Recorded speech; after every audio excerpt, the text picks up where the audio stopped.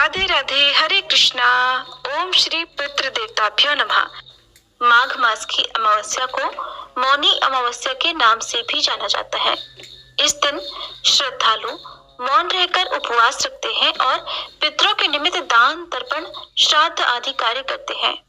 आज के दिन पितरों के निमित्त दान देने से पितर प्रसन्न रहते हैं और अपने परिवारजनों को सुख समृद्धि का आशीर्वाद देते हैं। साथ ही इस दिन मौनी अमावस्या की कथा भी सुनी जाती है। यदि आप भी अपने पितरों की कृपा पाना चाहते हैं, अपने पितरों का आशीर्वाद प्राप्त करना चाहते हैं, तो आज की इस कथा को पूरा अवश्य सुनिएगा। पौराणिक कथा के अनुसार एक गरीब ब्राह्मण परिवार था। उस परिवार में पति पत्नी के अलावा एक पुत्री भी थी। वह पुत्री धीरे धीरे बड़ी हो रही थी। उस पुत्री में समय और बढ़ती उम्र के साथ सभी स्त्रियोचित गुणों का विकास हो रहा था।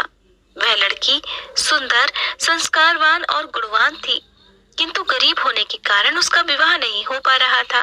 एक दिन उस ब्राह्मण के घर पर एक साधु महाराज पधारे। वो उस कन्या के सेवा भाव से बहुत प्रसन्न हुए। कन्या को लंबी आयु का आशीर्वाद देते हुए साधु महाराज कहने लगे कि इस कन्या के हाथ में तो विवाह का योग ही नहीं है। अपनी कन्या के बारे में ऐसा सुनकर ब्राह्मण दंपति परेशान हो गए। तब उन्होंने साधु महाराज से पूछा कि हे महाराज, कोई ऐसा उपाय हो तो जरूर बताइए, ताकि हमारी कन्या के हाथ में विवाह योग बन जाए। तब साधु ने कुछ देर विचार करने के बाद अपनी अंतर्दृष्टि से ध्यान करके बताया कि कुछ दूरी पर गांव में सोना नाम की एक धोबिन जाति की महिला अपने बेटे और बहू के साथ रहती है, जो बहुत ही आचार, विचार और संस्कार संपन्न तथा पति परायण है। यदि आपकी कन्या सोना धोबिन की सेवा करे और वह महिला इसकी शादी में अपनी मांग का सिंदूर लगा दे, तो इसके बाद आपकी कन्या का विवाह हो तो इस कन्या का वैधव्य योग मिट सकता है। साधु ने ये भी बताया कि वो महिला कहीं आती जाती नहीं है, इस कारण उसे प्रसन्न करना काफी मुश्किल भरा होगा। ये बात सुनकर ब्राह्मणी ने अपनी बेटी से धोबन की सेवा करने की बात कही। अगले दिन ही ब्राह्मण की पुत्री सुबह होते ही सोना धोबन के घर जाकर साफ सफाई और अन्य सारे काम करके वापस आ गई। अब हर दिन सोना धोबन के घर वह कन्या जाती और उनके उठने से पहले ही साफ सफाई के सारे काम निपटा कर वापस आ जाती। सोना धोबन जब सुबह उठती तो अपने घर को साफ सुथरा पाती। घर के सारे काम काज निपटे हुए होते। सोना धोबन बड़ी हैरान हो जाती, सोचती कि उसकी बहू ने सुबह सवेरे उठकर ही सारे काम निपटा लिए हैं।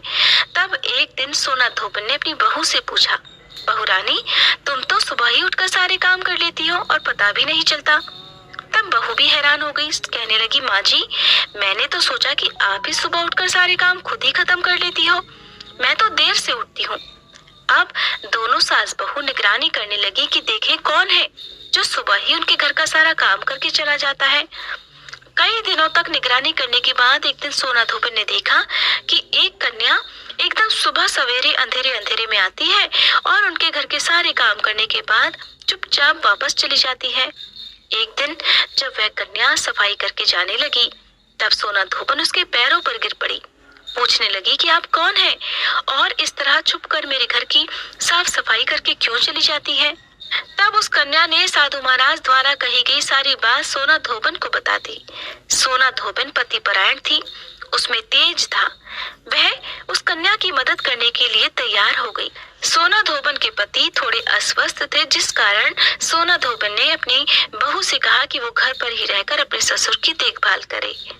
उधर जैसे ही सोना धोबन ने अपनी मांग का सिंदूर उस कन्या की मांग में लगाया कि सोना धोबन का पति मर गया।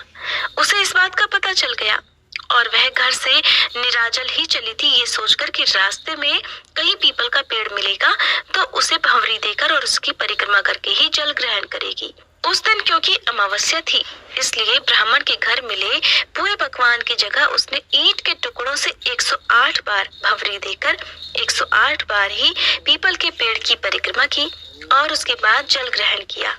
ऐसा करते ही सोना धोबन के पति के मुर्दा शरीर में वापस जान आ गई और इस तरह सोना धोबन का पति वापस जीवित हो उठा। इस प्रकार सोना धोबन के द्वारा ब्राह्मण की कन्या के जीवन में जो वैधव्य योग लिखा था वो भी दूर हो चुका था, क्योंकि सोना धोबन हर महीने अमावस्या का व्रत पूर्ण श्रद्धा और भक्ति भाव से रखती थी। वह पति परायण थी, इस कारण उसके घर में सारी खोई हुई खुशियां वापस लौट आई। अपने व्रत का पुण्य ब्राह्मण की कन्या को देने के कारण सोना धोबन का तेज और भी तेजमय हो गया। इस प्रकार उधर ब्राह्मण की कन्या ने अमावस माता के व्रत रखना प्रारंभ कर दिया, जिस कारण उसके घर में धन धान्य के भंडारे भर गए। ऐसी है अमावस माता, जो भी सच्चे मन और श्रद्धा भक्ति भाव से अमावस्या के दिन व्रत रखता है और इस कथा को पढ़ता है या दूसरों को सुनाता है, अमावस माता उनके सभी कष्ट दूर करती हैं, उनके घर में सुख शांति के साथ साथ धन के भंडार भरती हैं।